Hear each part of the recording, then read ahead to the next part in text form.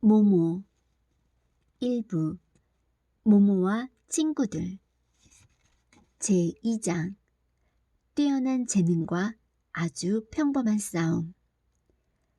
그때부터 모모의 형편은 좋아졌다. 어쨌든 그 아이는 그렇게 생각했다. 사정에 따라, 마을 사람들의 여유에 따라 넘칠 때도 있고 부족할 때도 있었지만 아무튼 언제나 먹을 것이 있었다. 집이 있고 침대가 있고 쌀쌀한 날씨에는 난로에 불도 뗄 수 있었다. 하지만 무엇보다도 좋은 친구들이 많이 생긴 것이 가장 좋았다. 그렇게 친절한 사람들을 만난 것은 모모에게는 정말 행운이라고 생각할 수도 있을 것이다. 하긴 모모도 그렇게 생각했다. 하지만 얼마 안 가서 마을 사람들 역시 모모를 만난 것이 커다란 행운이라는 것을 깨닫게 되었다. 모모는 그들에게 꼭 필요한 존재가 되었다. 전에 그 아이 없이 어떻게 지낼 수 있었는지 의아할 정도였다. 이 작은 소녀가 그들 곁에 머무는 기간이 길어질수록 소녀는 더욱더 필요한 존재가 되었다. 마을 사람들은 아이가 어느 날 갑자기 떠나버리지 않을까 걱정하기에 이르렀다. 이렇게 해서 모모의 집에는 손님이 끊이지 않게 되었다. 모모 곁에는 언제나 누군가가 앉아 열심히 이야기를 하고 있었다. 모모가 필요하지만 직접 찾아올 수 없는 사람은 모모를 부르러 사람을 보냈다. 아직 모모가 필요하다는 것을 느끼지 못하는 사람이 있으면 마을 사람들은 이렇게 말했다. 아무튼 모모에게 가보게. 이 말은 인근 마을 사람들이 의뢰하는 일상어가 되어버렸다.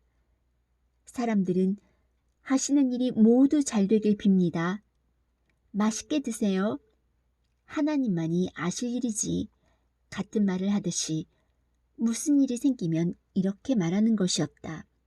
아무튼 모모에게 가보게. 도대체 왜 그랬을까? 모모가 누구에게나 좋은 충고를 해줄 수 있을 만큼 똑똑하기 때문에, 위로를 받고 싶어하는 사람에게 꼭 맞는 말을 해줄 수 있기 때문에, 현명하고 공정한 판단을 내릴 줄 알았기 때문에, 그 어느 것도 아니었다. 모모는 이 세상 모든 아이가 그렇듯이 그런 일을 잘 하지 못했다. 그렇다면 모모가 사람들을 즐겁게 해주는 어떤 재주를 가지고 있었던 걸까? 이를테면 노래를 잘한다든지 악기를 다룰 줄 안다든지 혹시 서커스단에 있었던 적이 있어서 춤을 추거나 고개를 할 줄 알았던 것일까? 그것도 아니었다. 그렇다면 모모가 마술을 부릴 줄 알았던 것일까? 모든 근심과 어려움을 단번에 잊게 해주는 비밀스러운 주문을 알고 있었던 것은 아닐까? 손금을 보는 재주가 있거나 아니면 앞날을 내다보는 그 비슷한 어떤 능력이 있었던 것은 아닐까? 그것도 아니었다. 하지만 꼬마 모모는 그 누구도 따라갈 수 없는 재주를 갖고 있었다. 그것은 바로 다른 사람의 말을 들어주는 재주였다.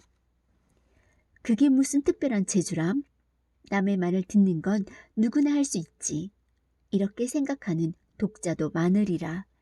하지만 그 생각은 틀린 것이다.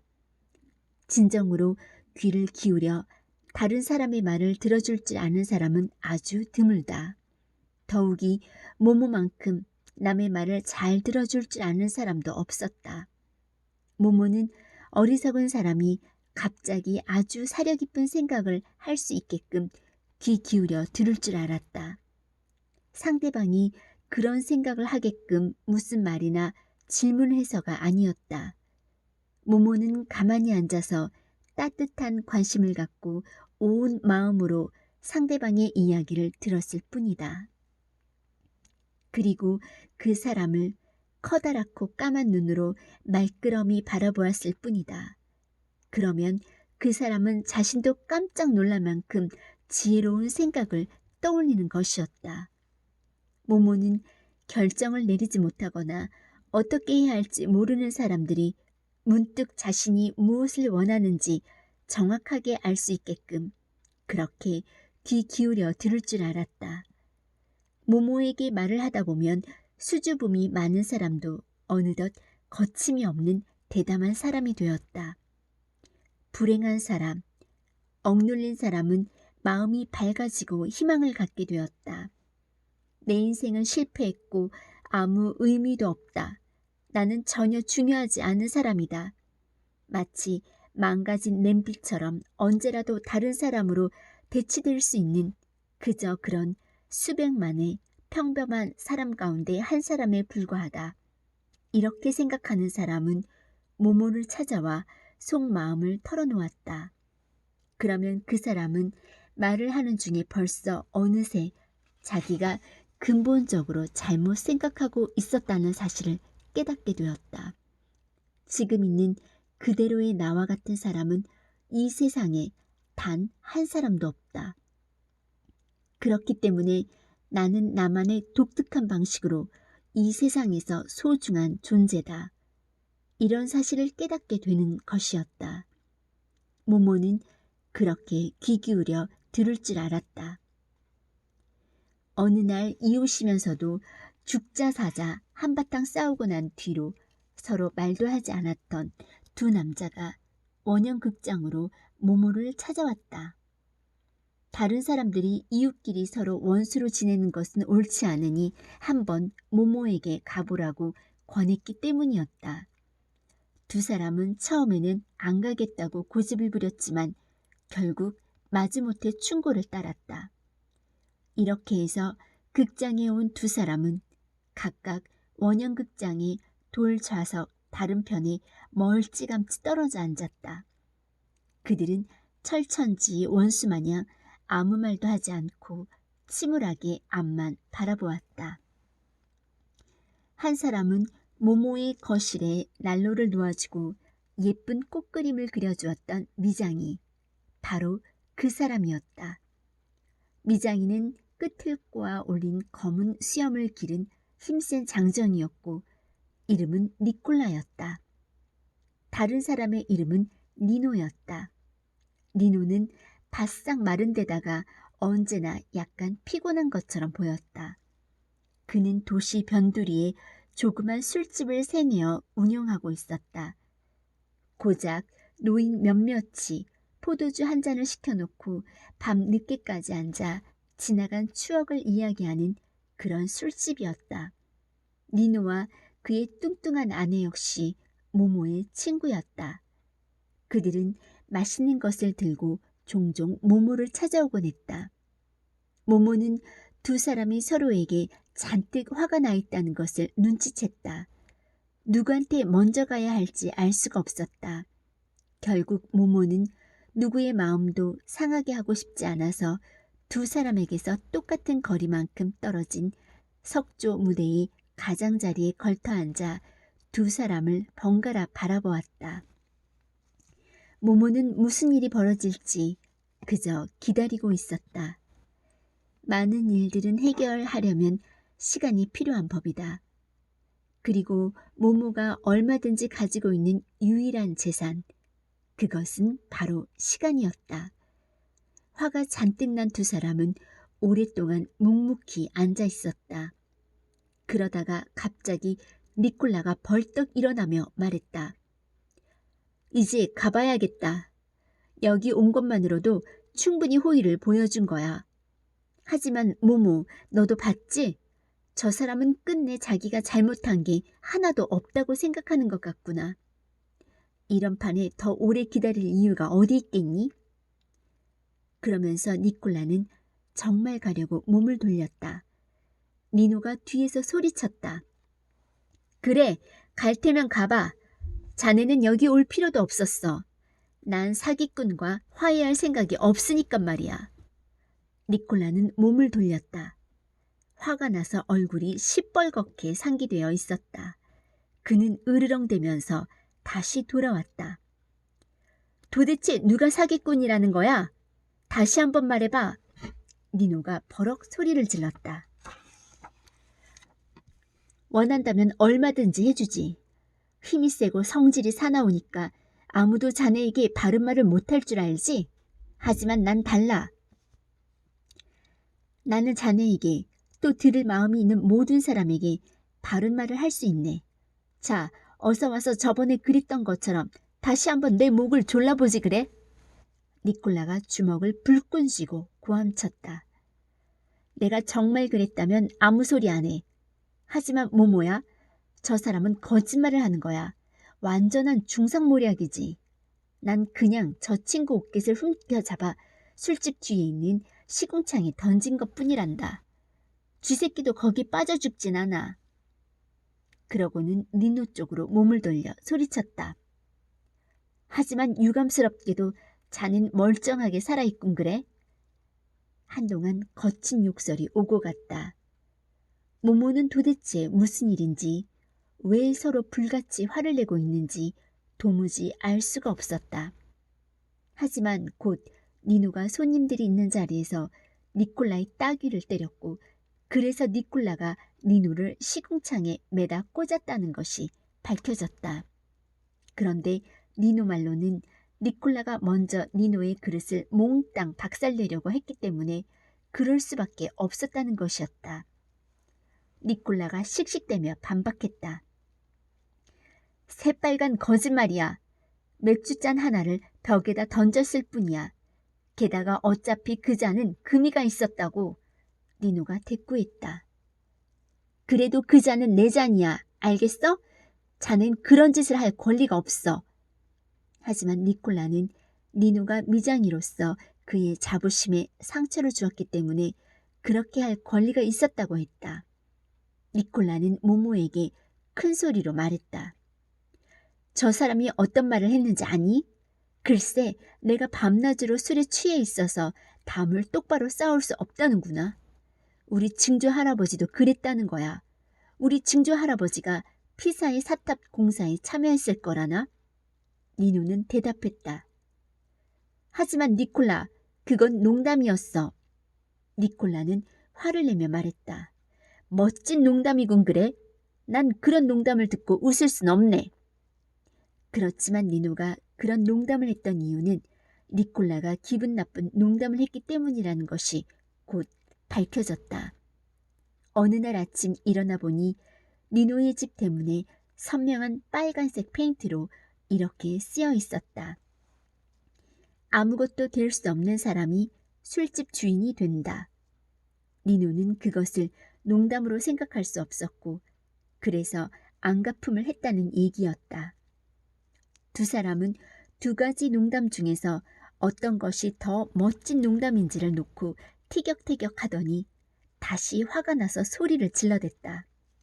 그러다가 갑자기 싸움을 뚝 그쳤다. 모모는 눈이 둥그레져서 두 사람을 쳐다보았다. 두 사람은 그 눈길의 의미를 해독할 수 없었다.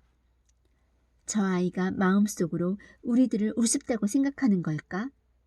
아니면 슬퍼하는 걸까? 모모의 얼굴에서는 아무것도 읽어낼 수 없었다.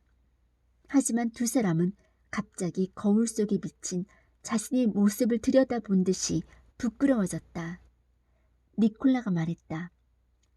좋아, 자네 집 때문에 그런 말을 쓰지 말았어야 했을지도 모르지.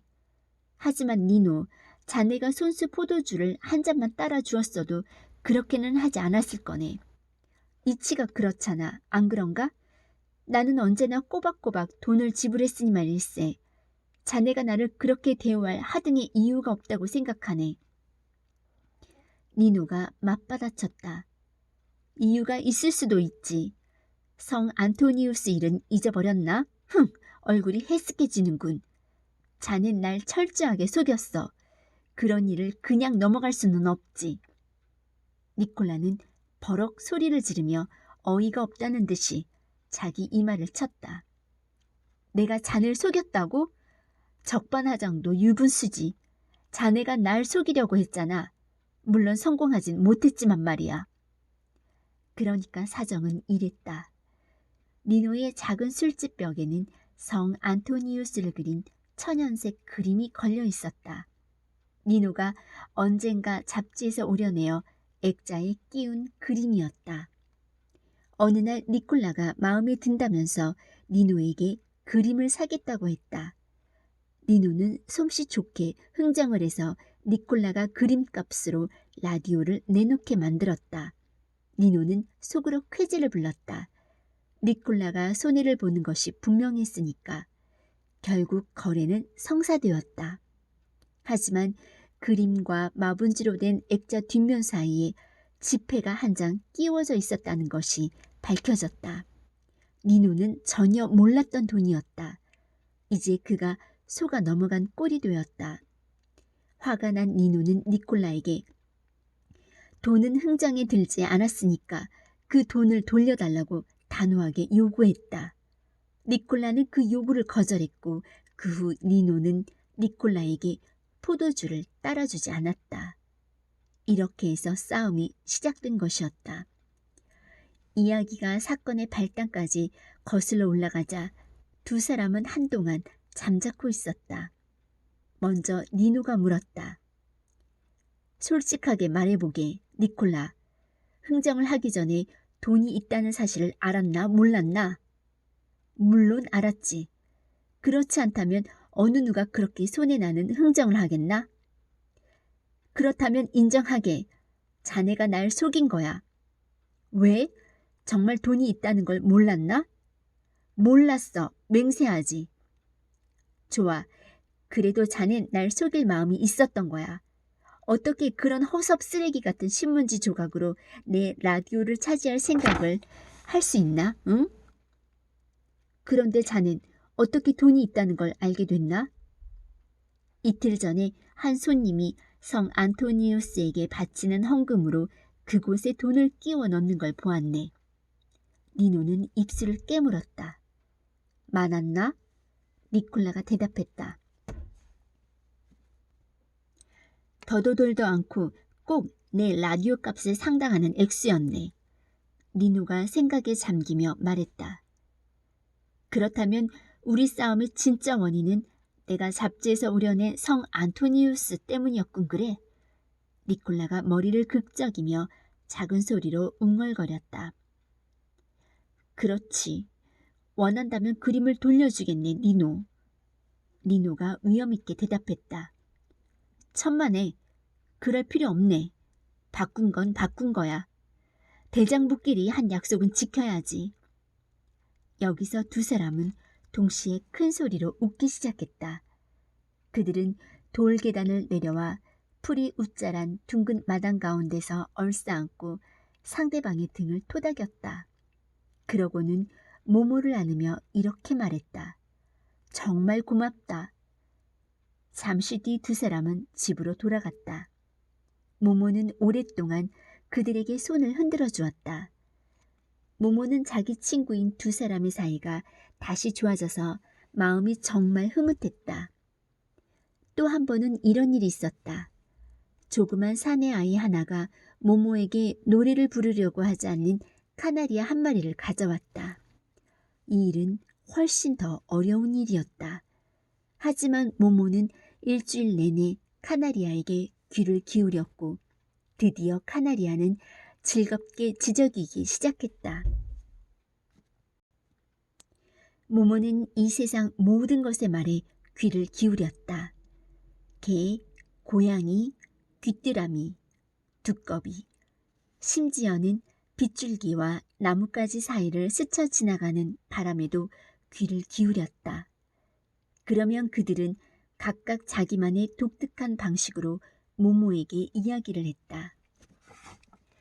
친구들이 모두 집으로 돌아간 밤이면 모모는 수많은 별들이 반짝이는 하늘을 머리에 이고 있는 옛 원형극장의 둥근 마당에 혼자 앉아 거대한 정적의 소리에 가만히 귀 기울이곤 했다. 그러면 모모는 별들의 나라를 향해 열려있는 거대한 귓바퀴 한가운데 앉아있는 듯한 느낌이 들었다. 그리고 가슴 깊은 곳까지 스며드는 나직하지만 웅장한 음악을 듣고 있는 것 같았다. 그런 밤이면 모모는 유난히 예쁜 꿈을 꾸었다. 아직도 귀 기울여 듣는 일이 대수롭지 않은 일이라고 생각하는 사람이 있다면 모모만큼 잘 할 수 있는지 한번 직접 시도해 보길 바란다.